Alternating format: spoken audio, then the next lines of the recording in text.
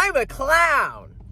I have dividend investments because all those stupid growth stock investors don't understand that in good times you see all this crazy growth with growth stocks. They just go to the moon.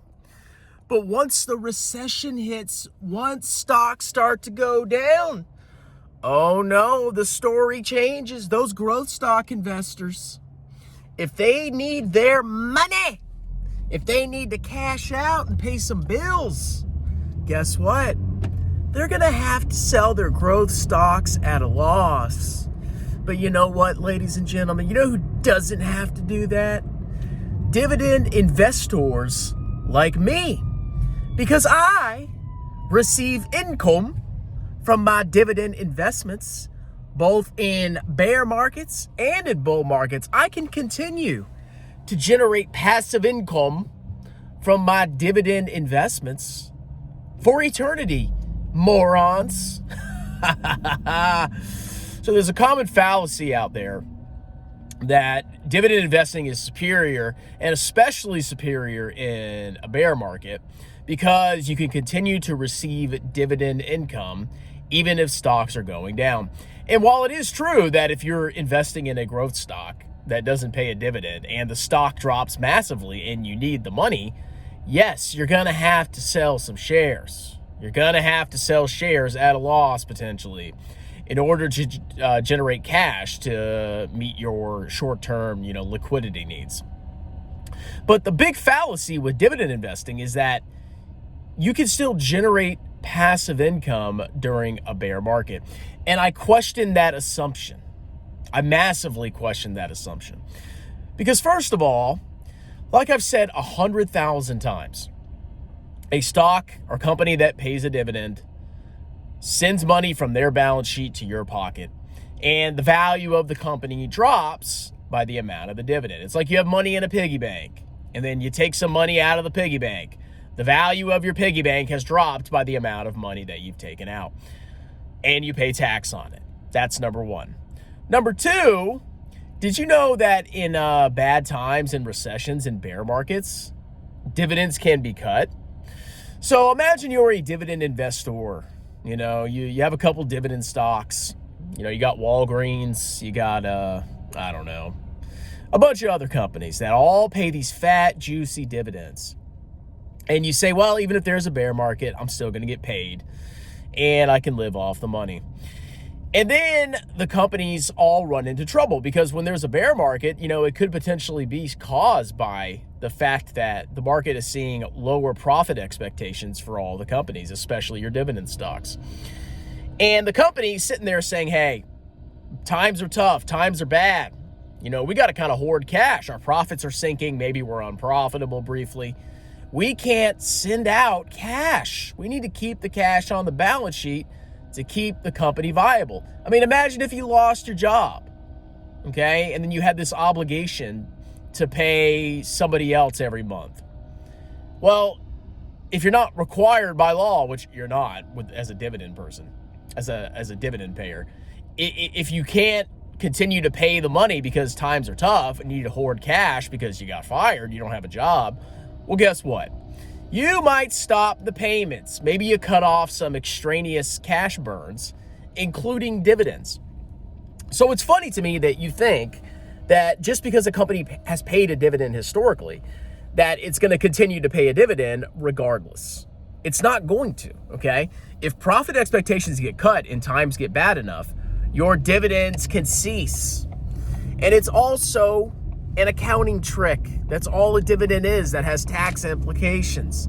Okay, so if we're in a massive bear market and you got this huge dividend portfolio and you're expecting to get $6,000 of dividend income, well, number one, you might only get $3,000 of dividend income. And number two, your portfolio is going to drop by $3,000 more than it would have without a dividend. So all you're doing is, as a dividend recipient, is you're sucking money out of the companies that you're investing in during tough times in order to create the illusion of passive income. So I want you to think carefully about this, okay? Because I know I attack dividends a lot. And the main reason I attack dividends is not because I hate dividends. If a stock pays a dividend, it's not a bad stock necessarily. It just means that a company, doesn't have any use for the cash and they want to send it out to the shareholders. Like, oh, we don't know what to do with this. It's just sitting here doing nothing. Let's just give it back to the shareholders. Okay, I get it. I understand how that works, okay? That's not the problem with dividends. The problem with dividends is that people have all these massively bad assumptions about them, that they're passive income, that it's free money, and I think a lot of people truly believe it's extra money from the sky. I think that when somebody buys a stock and it pays a 3% yield, they're just getting like 3% extra income on top of capital gains. When in reality, your total return is just the change in the stock price plus the dividend. It's as simple as that, people. Okay? So, when I'm thinking about going fully self-employed, I was sitting there, I was looking over my portfolio. And I said, okay, I'm basically all in VT, and then I have this cash reserve. I'm starting to flush out this cash reserve in federal treasury, short-term federal debt. And I said, maybe it kind of makes sense to live off dividends. Maybe it's time to transition to dividend investments, because I can continue to, I can get a check. But I could also, if I needed to, sell my cash money market funds and not have to sell stock.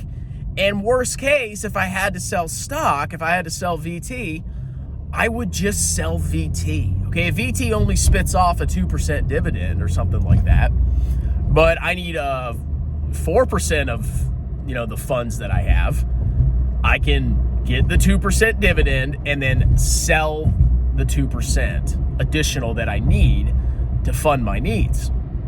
And it's basically, it's basically the same thing as getting a 4% dividend, because my fund has 2% higher stock price appreciation because it didn't pay the dividend.